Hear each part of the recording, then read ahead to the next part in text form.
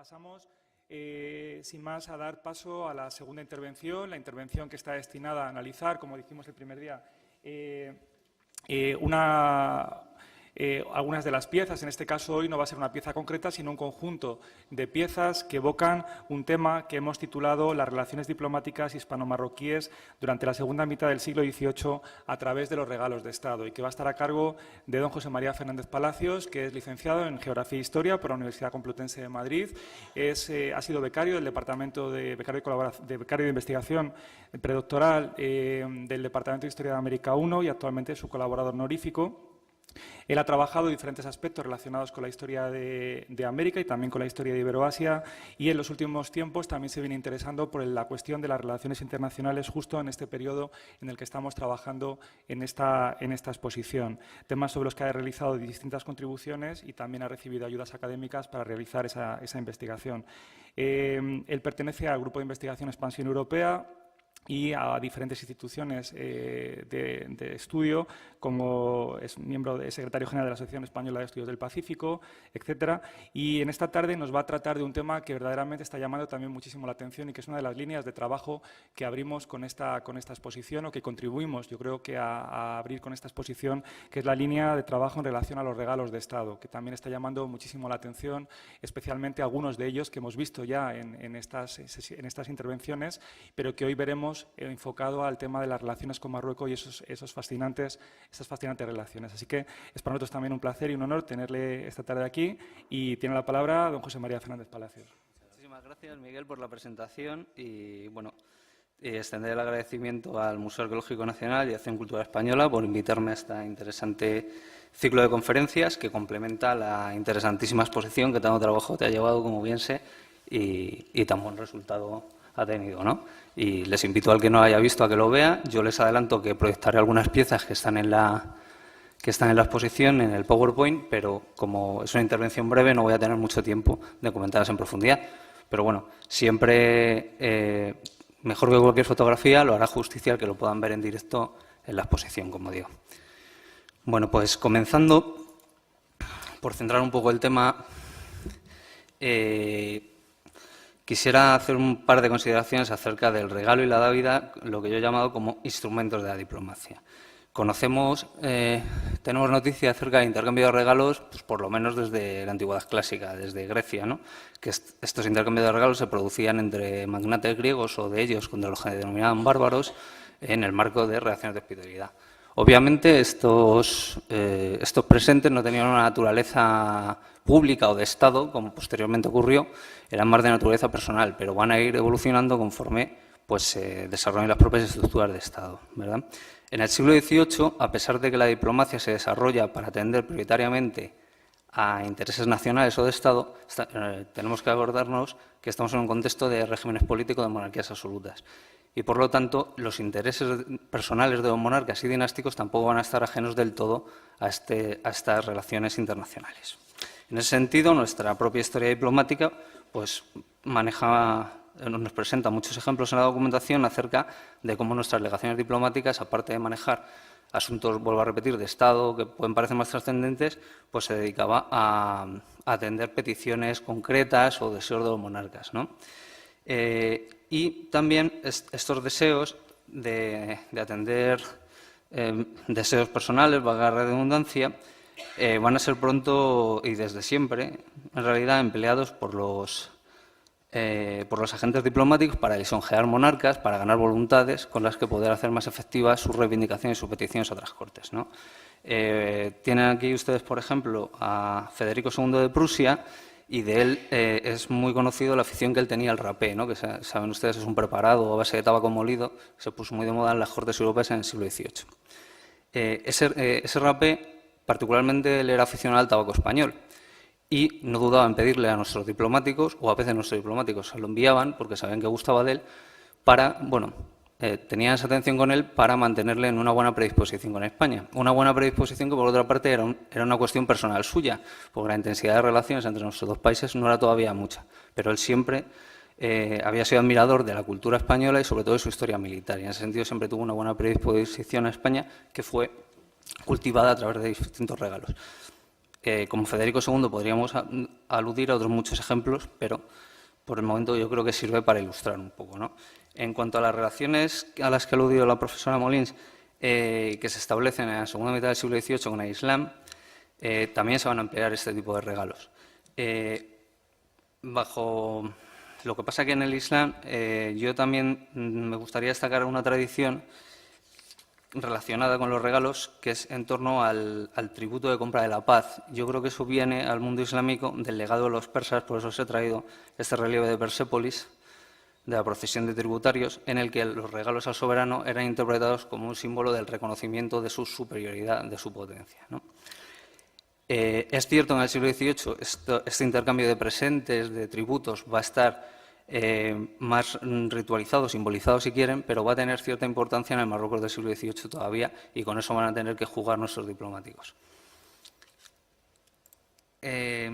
Bueno, aquí tienen uno de los cuadros de la exposición de José Aparicio e Inglada, que representa pues, el rescate de cautivos en tiempos de Carlos III, ¿no? Es ya de una época posterior al rey, pero también nos muestra cómo su memoria quiso ser desde el principio reivindicada por sus sucesores, ¿no? Este cuadro creo que pertenece a Fernando VII en concreto. Para continuar con el tema, ¿y por qué traigo a colación el tema de los cautivos? Porque este fue el mecanismo que utilizó Muhammad III, del que ha hablado la profesora, un personaje realmente interesantísimo, pero sobre el que no puedo glosar, para acercarse a Carlos III. Carlos III en el frente mediterráneo, después de solucionar la sucesión de Nápoles en la persona de su hijo, lo único que el gran problema latente que quedaba era la guerra de baja intensidad que se venía desarrollando con las potencias del norte de África y con el Sublime de Porta desde el siglo XVI al menos. Una guerra de baja intensidad que sobre todo se traducía en acciones de corso y piratería y captura de cautivos. España, para contestar a esas acciones, hacía acciones análogas. La consecuencia es que distraía recursos económicos, financieros y militares del teatro de operaciones que en ese momento se consideraba prioritario, que era el del Atlántico, en relación a la defensa del Imperio americano, su reforma, etcétera, etcétera, ¿no? Entonces, ya además, la diplomacia de este periodo es una diplomacia mucho más pragmática, que no le importaría ese acercamiento, pues ya no tiene esos prejuicios religiosos tan fuertes como en épocas anteriores, y va a ver con buenos ojos cómo el sultán le escribe una carta al rey en el que le pide la liberación de 14 cautivos que él sabía positivamente que estaban en España, 14 cautivos musulmanes marroquíes, y a cambio, pues él, como gesto de buena voluntad, le envía un primer regalo que consiste en la liberación de 2 religiosos españoles, y en el envío, insisto en este detalle, porque va a ser sintomático de unos animales exóticos, ¿no? En este caso leones y avestruces. Es sintomático, digo, porque la mayoría de los regalos que se envían de Marruecos a la corte de España incluyen estos animales exóticos, ¿no? Carlos III, por las razones que he dicho, vio con buenos ojos este acercamiento diplomático y, en correspondencia, envió en embajada más oficiosa que oficial todavía al padre Bartolomé Girón, que era uno de estos franciscanos que actuaban en el norte de África. En el norte de África había una serie de hospitales, etcétera, etcétera, que eran regentados por franciscanos y sufragados por dinero de la corona española. Y él había estado ya en Marruecos y conocía el lugar, y por eso fue enviado allí. Las gestiones del padre Girón fueron muy efectivas. Girón ya lleva un primer regalo español también, que está compuesto, según la carta que Girón lleva del propio Carlos III, de algunos frutos de nuestro dominio, leo textualmente, de telas que hemos hecho trabajar en nuestras fábricas. Os remitimos, pues, 12 piezas de paño de diferentes colores, 6 piezas de estofa de oro y plata, 200 libras de tabaco, 400 libras de chocolate, etc. También entro en este detalle porque, igual que los animales exóticos eran un componente fundamental de los regalos marroquíes hacia España, las telas, las lujosas telas que se veían en Europa y en la corte española, fueron un elemento fundamental de los regalos españoles hacia Marruecos, junto con otras cosas que comentaremos. Como he dicho, la embajada del padre Girón fue un éxito y fue correspondida por una embajada ya oficial marroquí a Madrid en 1766, en el que el embajador, el personaje más importante, era Sidi Ahmed Al-Ghazel. Aquí tenemos a Al-Ghazel en un grabado de época en el que se nos representa llegando al Real Sitio de San Ildefonso, donde tuvo una entrevista con Carlos III. Y aquí veis, por ejemplo, él también trajo como presente animales exóticos, camellos, dromedarios, etc. esos camellos, dromedarios, esos animales exóticos, también se mandaban caballos árabes, que esos serían empleados, bueno, pues como animales personales de los reyes, ¿no? Pero los animales exóticos tendrían como destino el zoológico que entonces estaba en el jardín, en los jardines del Palacio del Buen Retiro, ¿no? Ahí lo tenéis, el Palacio del Buen Retiro. Esto es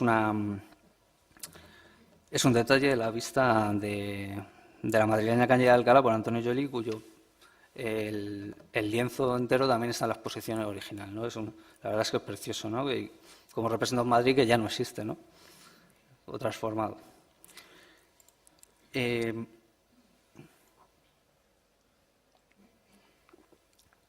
éxito de la embajada de Alcácer puso ya los mimbres, por así decirlo, para el envío de una embajada definitiva española que tendría como objetivo la firma de un tratado en toda regla. Esa embajada fue confiada al célebre marino Jorge Juan, tan conocido por nosotros, por los americanistas, que en este caso pues, va a ser comisionado para que vaya a Marruecos, ¿no? Aquí tenéis un busto que está también en la exposición y aquí está el original de las instrucciones que se le enviaron, que se conservan en el Archivo Histórico Nacional de España, aquí en Madrid, ¿no? Estas son las instrucciones.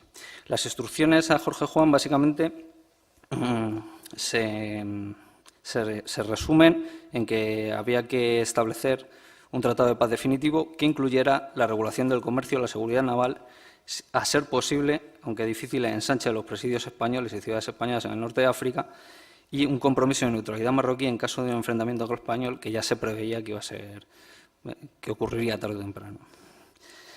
Jorge Juan salió rumbo a Marruecos en 1767 y aquel mayo mismo se firmó el tratado, y durante su embajada Jorge Juan llevó cuantiosísimos regalos, llevó tanto dinero y se le dijo en las instrucciones para que él repartiera por la corte y por los empleados marroquíes para ganarse su favor. Y en ese sentido os tengo que decir que, por ejemplo, Alcácer, cuando vuelve, Jorge Juan vuelve a Marruecos acompañado del embajador marroquí. Pues el embajador marroquí ya llevaba de España una pensión anual de Carlos III, teóricamente en agradecimiento a sus buenos oficios, ¿no? Pero que tenía la intención de que mantuviese una postura activa en pro de unas relaciones pacíficas con España, ¿no? Entonces, como digo, Jorge Juan en su diario es muy prolijo y cuenta todos los regalos que lleva a la corte. Yo no me puedo detener en tanto detalle, pero sí os diré que, por ejemplo, al sultán se le lleva, al sultán Muhammad III, le presenta a Jorge Juan la liberación consumada de 285 cautivos musulmanes, y además joyas y objetos suntuarios, tales como, por ejemplo, una sortija de brillantes, una tienda de campaña de terciopelo carmesí guarnecida de galón de oro, 6 espejos. Los espejos en aquella época eran un objeto de lujo, ¿no? Pensar en el Salón de los Espejos de Versalles hoy impresiona, pero en la época lo que impresionaba era tantísimos espejos como podía haber sido reunido, ¿no? Y, bueno, y otra serie de objetos suntuarios, entre los que vuelven a estar las telas, ¿no? 5 piezas de tisú, 5 holandas, 5 terciopelos, 6 piezas de paño de grana, verde, celeste, etc. Va a haber otros personajes de la corte específicos a los que se van a entregar regalos. Yo no me puedo detener en ello, pero sí os diré que el regalo va a ser decreciente en importancia y en valor cuanto era decreciente su posición en el escalafón de la corte. Pero todos ellos van a tener las ya citadas, como os he dicho, las citadas telas lujosas. Firmado el Tratado de 1767, se abre un periodo de paz de unos cuantos años en el que las dos partes se van a ver beneficiadas. Marruecos va a conseguir, el sultán va a conseguir muchísimos fondos a través de la renta de aduanas por las importaciones y exportaciones españolas, y por su parte España va a haber liberados efectivos para poderlos emplear en otros teatros de operaciones considerados más prioritarios en este momento. Este periodo de paz va a concluir en 1774, cuando el sultán, no podemos entrar en ello, pero bueno, va a poner sitio a las ciudades españolas de Melilla y al Peñón de Vélez de la Gomera, territorio español también y todavía. En ese momento se rompen las paces, pero hasta entonces van a ser unas relaciones fructíferas para ambas partes. Y sea como fuere, antes de esa ruptura, la verdad es que el periodo estuvo marcado también por bastantes intercambios de regalos que engrasaron, por así decirlo, las buenas relaciones, ¿no? Fueron muchos y solo tendré tiempo de detenerme en alguno sobresaliente, como es el que os presento en la imagen, ¿no? Es el proyecto de sitio volante para el rey de Marruecos que se elaboró en Sevilla en 1771, y el boceto, el original, está en el Archivo Histórico Nacional de Madrid también. El caso es que en 1766 el sultán solicitó a la corte española el envío, leo textualmente, de 4 carrozas de las más bellas que haya, cada una con capacidad para 4 personas y tiradas por 4 caballos. En España se consideró que el sultán, la respuesta que se le da a las autoridades españolas es que el sultán no debía saber lo que valía hacer una carroza. Y entonces no se la van a mandar y ponen como excusa que él se lo había pedido a un franciscano español, cuando bueno, los franciscanos ya se habían utilizado y que eso tenía que cursarlo por un representante diplomático oficial español, ¿no? Eso sí, el rey ese mismo año sí que le va a enviar pues, un nuevo presente valorado en 1.340 pesos, que incluye arañas de cristal, etcétera. Con todo, el sultán no se va a dar por vencido y en 1771 va a cursar una nueva petición, esta vez más modesta y sí por cauces oficiales. Se la va a cursar al que entonces era cónsul español en Marruecos, Tomás Bremont. En esa petición le pide que le envíen desde España, por favor, 2 sillas de manos, porque él tenía una que se supone, según las investigaciones que he leído, que debía haber sido otro regalo español de otra época también. Él tenía una, pero ya estaba muy desvencijada y no la podía usar, ¿no? Esta vez la petición del sultán sí va a ser atendida, pero va a ser rebajada nuevamente por la corte. Y se va a ordenar que se construya en Andalucía lo que se denomina en la documentación una silla volante, que es un pequeño carruaje tirado por caballos de 2 ruedas que va a importar cerca de 7.000 reales de vellón. Pero claro, los 7.000 reales no son 4 carrozas de las más lujosas. Bueno. Tengo otros ejemplos de esta época de regalos, de prestación de servicios entre unos y otros y de regalos entre la corte, por ejemplo, entre la mujer principal de Muhammad III y la que era por entonces princesa de Asturias, María Luisa de Parma, pero bueno, se intercambian joyas entre ellas, etcétera, armas entre el príncipe heredero marroquí y el príncipe Don Carlos, que será el príncipe de Asturias, futuro Carlos IV. Las relaciones se van a recomponer a partir de 1780, ¿no? En 1774 hemos visto que se produce el fracaso sitio marroquí a Melilla y al Peñón de Vélez de la Gomera. Esos fracasos militares unidos a que en ese momento Marruecos está viviendo una crisis de subsistencia gravísima, en la que la gente muere literalmente de hambre, van a predisponer al sultán a intentar retomar unas relaciones que habían sido muy buenas y muy beneficiosas para ambos, ¿no? Por su parte, España se encontraba en pleno conflicto con Inglaterra, es toda la época de la Revolución Norteamericana, y estaba muy interesado en neutralizar, si no conseguir la alianza marroquí por lo menos, porque en estos momentos hay un bloqueo del estrecho de Gibraltar por la escuadra aliada hispano-francesa y además los españoles están poniendo sitio al Peñón de Gibraltar. Pero el problema existe para la mentalidad del siglo XVIII en que el rey de España, por mucho que le interese la paz, no puede pedirle la paz a alguien que ha roto unilateralmente un tratado, porque eso sería ir contra su honor, etcétera. Entonces se comisiona nuevamente una misión oficiosa con la excusa de que se le ha entregado un cargo, que los franciscanos le han entregado un cargo superior en los hospitales estos que hablábamos de Marruecos, al padre José Voltas, ¿no? Él va a entrar en contacto con el sultán y va a intentar por todos los medios convencerle de que tiene que escribir al rey de España pidiéndole disculpas y solicitándole nuevamente la amistad, ¿no? Van a pasar unos bastantes años y Voltas va a usar todo tipo de dádivas y regalos entre la gente del sultán para que intenten convencerle de que pida esas disculpas, por así decirlo, ¿no? Finalmente, José Voltas va a conseguir, a raíz de un incidente, un barco marroquí captura un barco español en el que iba nada menos que el hermano de José de Gálvez, que era ministro español de Indias, va a conseguir que el sultán escriba esas cartas de amistad, no reconociendo su culpa, pero sí diciéndole que desea que vuelva a la amistad, que él se culpa en concreto de haber mandado apresar ese barco, etcétera. A partir de ahí se vuelven a abrir los cauces de negociación y se envía una nueva embajada oficial de Marruecos a España, que es la de Ben Othman en 1779. El acuerdo es muy rápido, porque ya había sido todo negociado por el padre Voltas con el propio sultán, y se firma el tratado en 1780, que tenéis aquí una imagen. El original es espectacular y está aquí en la exposición, para que lo veáis. Y bueno, está custodiado originalmente en el Archivo Histórico Nacional, pero es un documento precioso, ¿no? De acuerdo. El Tratado de 1780 va a inaugurar una época de una década hasta la muerte de Muhammad III en 1790 de excelentes relaciones, ¿no? Para resumir, os diré que las ventajas comerciales, o sea, que ambos países obtienen ventajas comerciales, Marruecos además obtiene ingresos fiscales. En la neutralidad que se pedía a Marruecos, esta neutralidad respecto a la guerra con Gran Bretaña va a ser muy activa, va a rayar la beligerancia en favor de España muchas veces, con grandes quejas británicas. E incluso en esta época se van a ver ensanchados los límites de Ceuta, poniéndose como excusa que se necesitaban tierras de pastoreo para criar ganado, para dar de comer a la población de Ceuta. Se va a conseguir una ampliación de la ciudad. Y es un reconocimiento de facto de la legitimidad de la soberanía española sobre Ceuta, por lo menos por parte de este monarca, ¿no? Luego vendrán otros monarcas que lo pondrán en duda. Esa década de excelentes relaciones va a estar presidida por múltiples intercambios, de los cuales he conseguido mucha noticia. Alguna vez pues, los pondré por escrito y los publicaré, pero ahora no me puedo detener, ¿no? Pero sí deciros que esos intercambios no solo son regalos, sino también ayuda económica o técnica a determinadas empresas del sultán, ¿no? Por ejemplo, arreglarle barcos a coste cero en los asedios españoles. O una que me parece especialmente significativa, tratándose como tratamos aquí de Carlos III, es cómo él apoyó logísticamente con barcos, con mediación diplomática, incluso adelantando dinero, la campaña que hizo el sultán Mohamed III para liberar esclavos musulmanes entre los que todavía quedaban en los estados italianos y en Malta. Él recibió mucho apoyo de España en ese sentido, ¿no?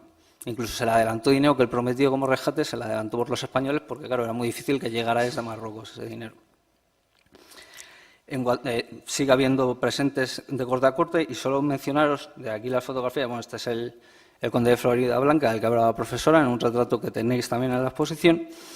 El envío me ha parecido bastante significativo, el envío en 1780, justo cuando se firma el tratado, de un bergantín español cargado de comida para uso y disfrute personal del sultán. Esa comida es trigo, comida normal y también algunos productos más refinados o de delicatessen, como chocolate, café, azúcar, etcétera, ¿no? Y fijaos, ese regalo está valuado en 162.000 reales de vellón, que es muchísimo, muchísimo dinero. Hay otros muchos regalos, como digo, pero no puedo, los pondré por escrito, lo prometo. A la muerte de Muhammad III, termino.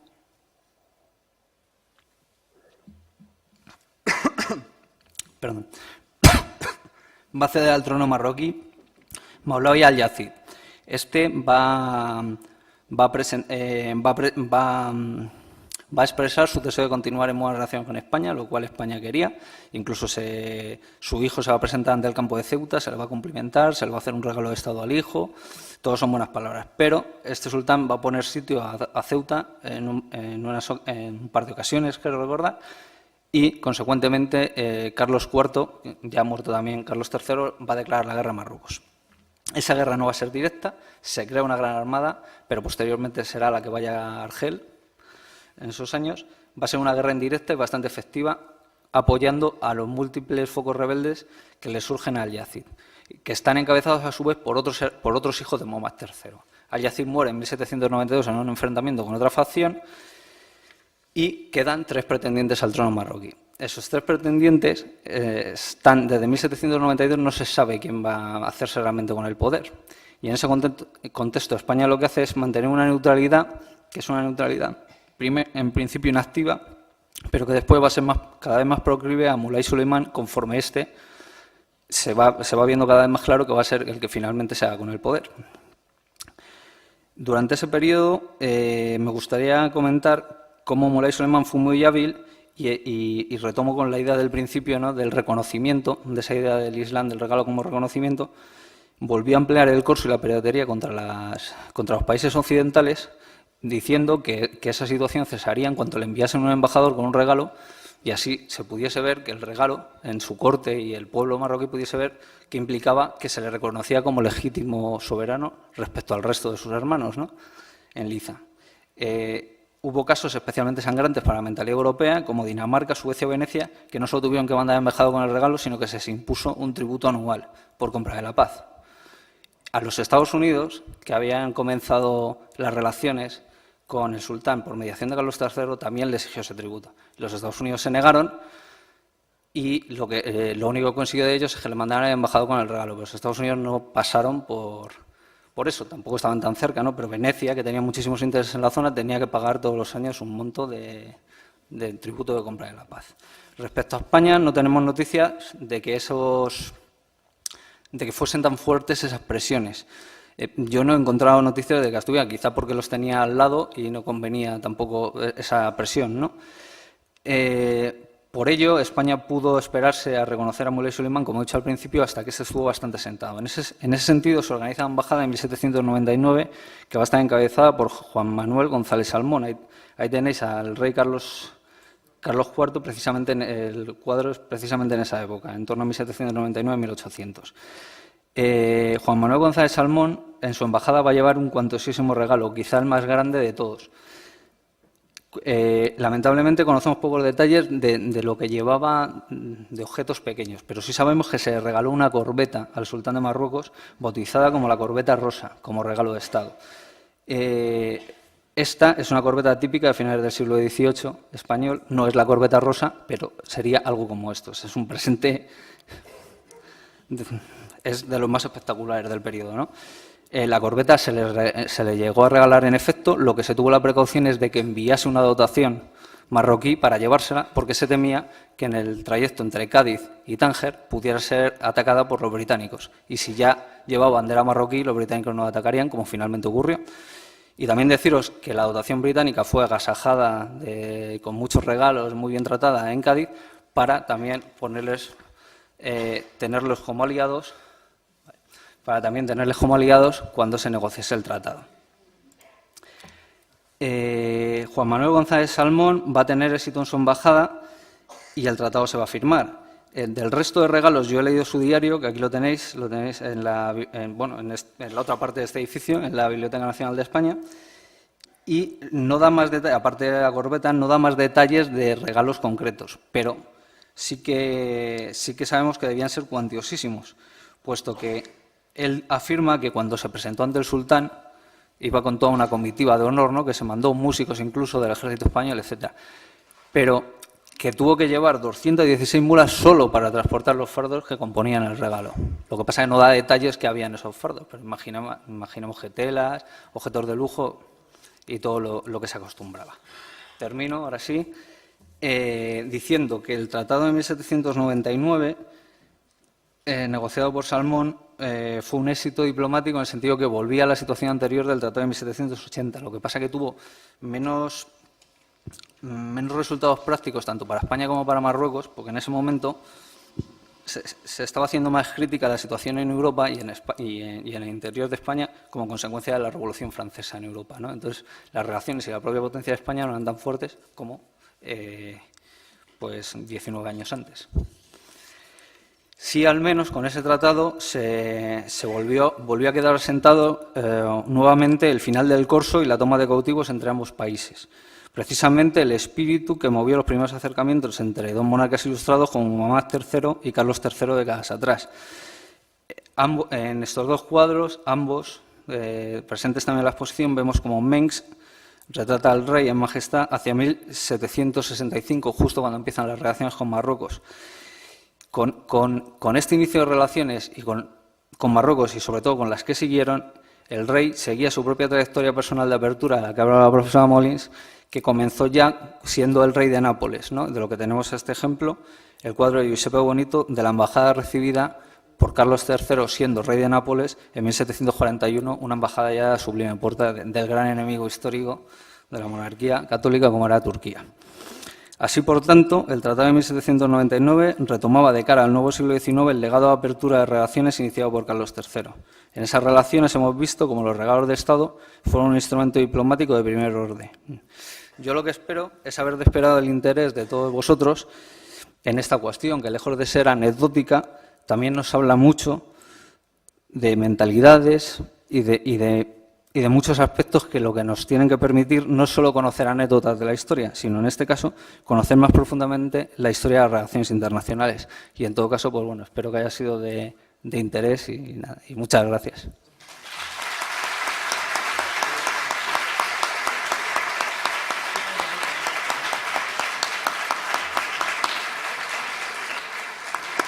Bueno, Muchas gracias por esta también interesantísima intervención que nos ha desvelado esa riqueza de los regalos de Estado, y abrimos un breve turno de preguntas si alguno de los asistentes tiene alguna cuestión, alguna curiosidad en relación a las dos intervenciones, la de don José María Fernández Palacios y primero la de la doctora Viguera Molins. ¿No hay ninguna cuestión? Bueno, pues entonces ha quedado todo muy explicado y muy bien. Damos las gracias de nuevo entonces a la mesa, a los dos ponentes de esta tarde, y desde luego lo que queda de manifiesto es esa ingente labor, como señalaba la profesora Viguera Molins, de los ilustrados españoles por la recuperación de una parte de nuestro pasado, de ese otro pilar de la ilustración española que fue Al-Ándalus. Yo me quedo además con algo que ha dicho y que me ha gustado mucho: universalidad y razón, construcción de la identidad nacional en ese momento histórico, que desde luego, ya digo, este tema de hoy es uno de los más interesantes que están llamando también mucho la atención a los visitantes, ¿no? Y luego el tema que ha tratado José María Fernández Palacios, las relaciones con el Islam a través de estos regalos de Estado, que bueno, son inmensos, son interesantísimos y que desde luego merecen también otro tratamiento mucho más detallado, pero que seguramente a partir de ahora ustedes se animarán también a continuar. Muchísimas gracias de nuevo a los dos, muchísimas gracias a todos los asistentes, y quedamos convocados para la semana que viene, donde tendremos las conferencias relativas a otro de los grandes episodios de las relaciones internacionales de Carlos III, concretamente la participación española en la independencia de los actuales Estados Unidos, con las conferencias de la doctora Silvia Hilton, que esta tarde también nos acompaña, y de doña Paloma Otero Morán, conservadora del Departamento de Numismática de este Museo Arqueológico Nacional. Muchísimas gracias y muy buenas tardes.